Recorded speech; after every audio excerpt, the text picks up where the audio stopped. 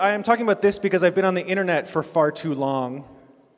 And so people come up and ask me all the time, like pretty regularly, every couple months, every 6 months or so, is the internet getting stupider or is it me? And it's always something, there's always some complaint. And I keep going, I don't know, I don't know, maybe, yes. And so this is, we have to look at the evidence. This is a screenshot of a website called Upworthy, if you know it. A round of applause. Oh, some hisses. Okay, good. The Upworthy is a fairly new site if you are on Facebook. You can see it's written, you know, in short, simple words for young people. Not a lot of big words, very teasing. It's designed for you to put it on Facebook, essentially. This is a slide from a new website called Vox, and it's warning you that you have herpes. Oh no, she's so nice, she has balloons. We all get herpes. It's true. Unfortunately, this is a screenshot from this week also from the Wall Street Journal, where they polled people on whether rape in India was bad, basically. The good news is most people agreed that it was bad, so I felt better about that. So when people ask me if things are getting stupider, I think we have to look back at publications. And how far back do we have to go? We can go all the way back. This is actually the first American newspaper, Public Occurrences, both foreign and domestic, from 1690. You can't read that from where you're sitting unless you're amazing. But within two notable things about it are down there on the bottom left is a notice that says some Christianized Indians just invented something called Thanksgiving.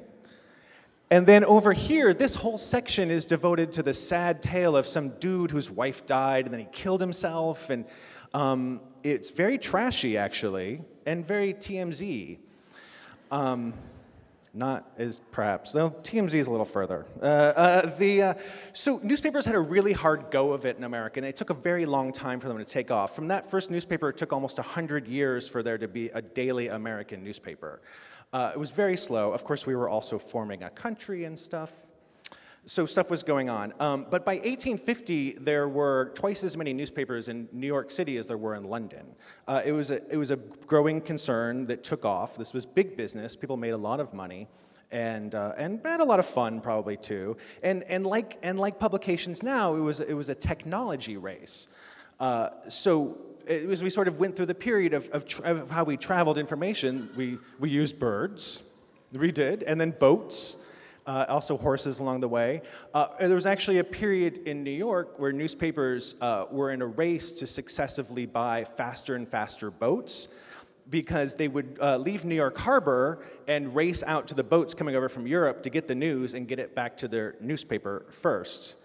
And then that didn't last that long. The newspapers realized, like, the prettier they were, this is the New York World, which was Joseph Pulitzer's newspaper, I believe. The prettier they were and the saucier they were, the more people they got. The more people that bought their newspapers, you know, the more money they made. And sort of the more saucier things got them, the more false they got.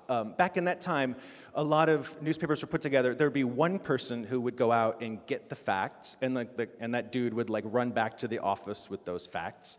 And there was a person whose job was to write up the stories, actually. And that person would take some of those facts and discard some of the other ones, then make some things up and make it look good, and then they'd print it. Which, you know, kind of happens now, too. And so they got viciously competitive, but growth doesn't always work. And I'm going to go, there's like facts in this one, sorry, it's a very boring slide. The New York Tribune was the biggest newspaper going at the time, in 1860 circa. And so from 1859 to 1879, they grew substantially. They spent a lot more money, they doubled their newsstand price to 4 whole cents. But at the end of the day, they were spending so much money to make more money that their profit was absolutely the same. They didn't make more money. So then nothing really happens for like 100 years. If you watch Mad Men, you know, sort of like a dull period from the 40s to the 70s. And then eventually we invented the internet. And of course also TV news took over at this time as a whole nother sidebar, but whatever. We invented the internet and no one knew what to do with it. Like there wasn't a purpose to the internet, which seems funny to think about now. So starting in 1995, researchers at Carnegie Mellon tracked Pittsburgh families. They had like 100 families, and they said, like, what do you do on this internet? So these are the things they most frequently did in 1996. There was not very much porn on the internet back then. We have much better porn now. But I'm proud of those people who went to those researchers and said, yes, I look at naked pictures. Like, good for you. You did that for science. But, most people didn't, we didn't have internet, don't forget. Like, this was not that long ago.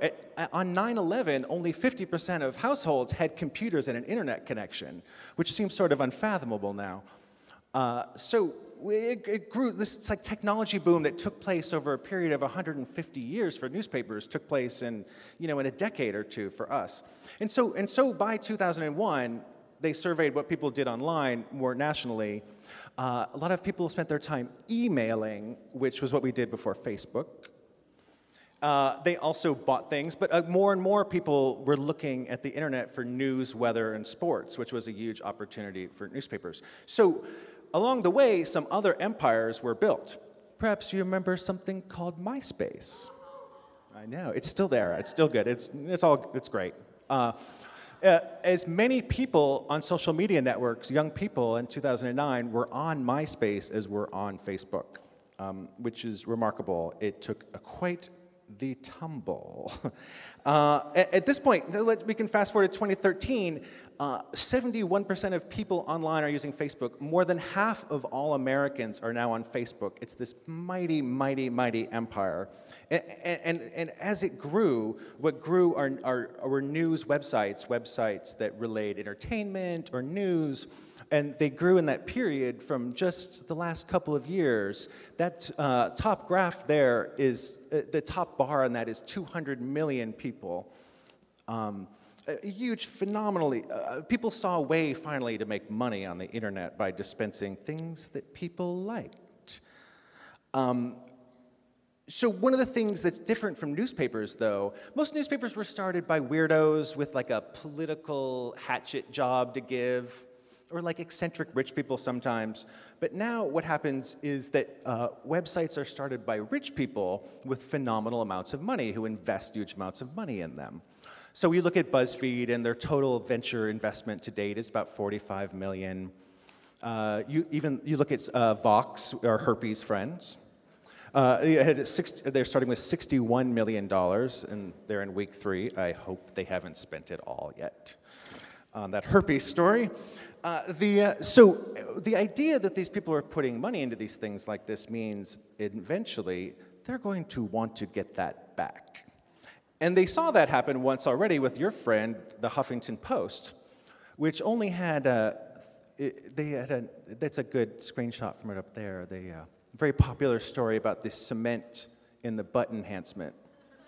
They had just $37 million in funding, and then they sold for $315 million. Those are mostly dollar figures, not stink lines. I didn't mean to be.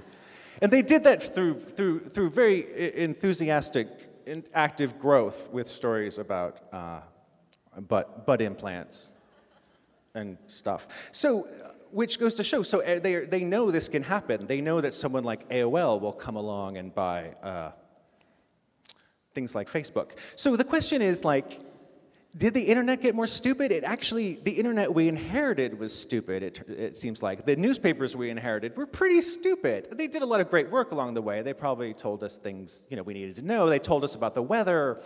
They told us about government malfeasance, and they still do that.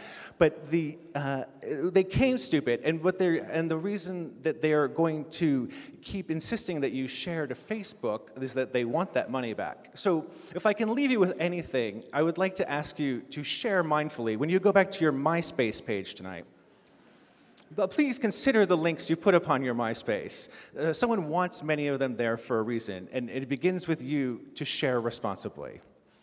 Thanks so much.